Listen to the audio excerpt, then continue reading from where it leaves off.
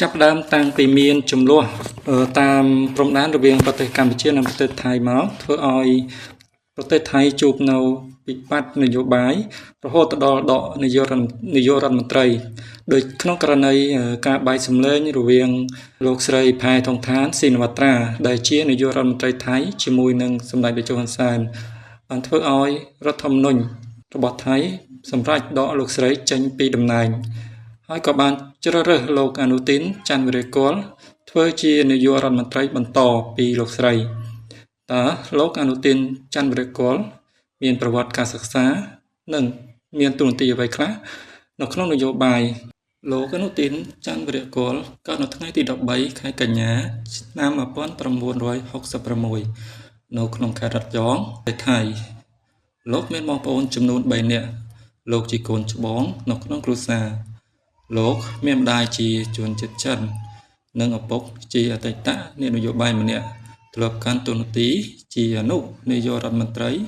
ហើយក៏ជាអតីតរដ្ឋមន្ត្រីក្រសួងមហាផ្ទៃផងដែរឪពុករបស់លោកមានឈ្មោះថាចាវរ័ត្នច័ន្ទវិរៈកុលលោកអនុទីនច័ន្ទវិរៈកុលមានភរិយាចំនួន3នាក់ភរិយាទី1និងទី2គាត់បានលែងលះគ្នាចំណែកភរិយាទី3មានឈ្មោះថាឋានានុននៅទាំងពីរបានរៀបអាពាហ៍ពិពាហ៍នៅក្នុងឆ្នាំ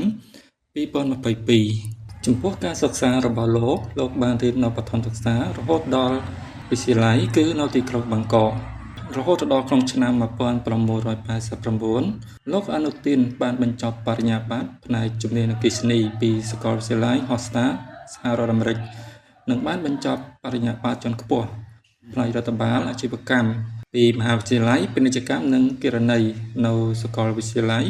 ថាមសាតនៅក្នុងឆ្នាំ1990ក្រោយពីបានបញ្ចប់ការសិក្សាផ្នែកវិស្វកម្មសំណង់ពីសាកលវិទ្យាល័យនៅសហរដ្ឋអាមេរិកលោកបានចាប់ផ្ដើមការងារជាវិស្វករផ្នែកសំណង់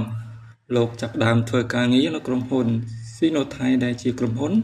របស់ឪពុករបស់លោកដែលជាក្រុមហ៊ុនធំជាងគេនៅក្នុងប្រទេសថៃលោកអនុទីនធ្វើការចាប់ពីវិស្វករទូទៅរហូតដល់តំណែងជាប្រធាននៃក្រុមហ៊ុនក្រុមការដឹកនាំរបស់គាត់ក្រុមហ៊ុននេះបានទទួលនិងអនុវត្តនូវគម្រោងសំណង់សាធារណៈធំៗជាច្រើនដូចជាផ្លូវល្បឿនលឿនអគាររដ្ឋាភិបាលពាននិងមូលដ្ឋានសំណង់អគ្គិសនីក្រៅពីការងារសំណង់លោកអនុទីនបានចូលរួមក្នុងអាជីវកម្មជាច្រើនដូចជាអចលនទ្រព្យដោយការវិនិយោគលើដីធ្លីនិងអគារផ្សេងៗក្នុងទីក្រុងបាងកកនិងតំបន់អភិវឌ្ឍលោកអនុទីនច័ន្ទវិរៈកុលចាប់ផ្ដើមប្រឡូកចូលក្នុងនយោបាយនៅក្នុងឆ្នាំ1996ដោយលោកចូលជាសមាជិកគណៈបកថៃស្រឡាញ់ថៃដែលដឹកនាំដោយនាយករដ្ឋមន្ត្រី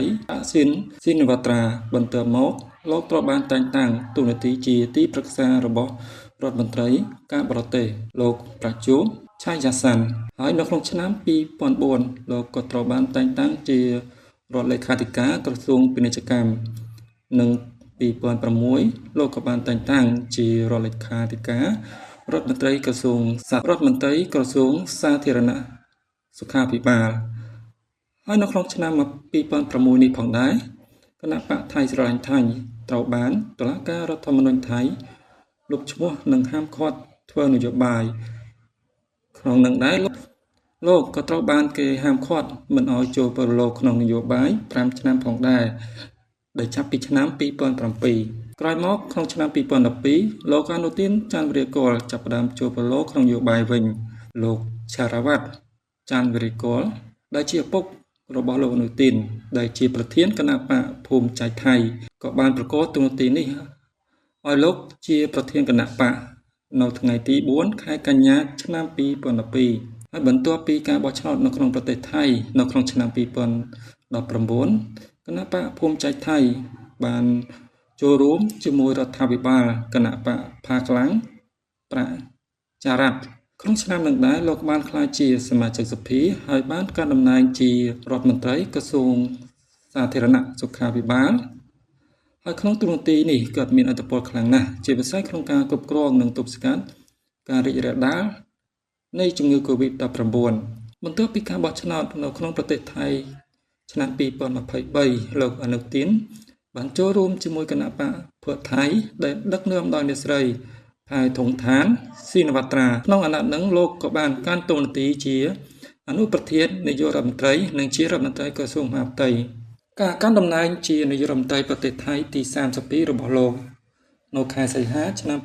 2025បន្ទាប់ពីរដ្ឋាភិបាលផែធុងឋានស៊ីនវត្រាត្រូវបានតុលាការរដ្ឋធម្មនុញ្ញថៃដកចេញ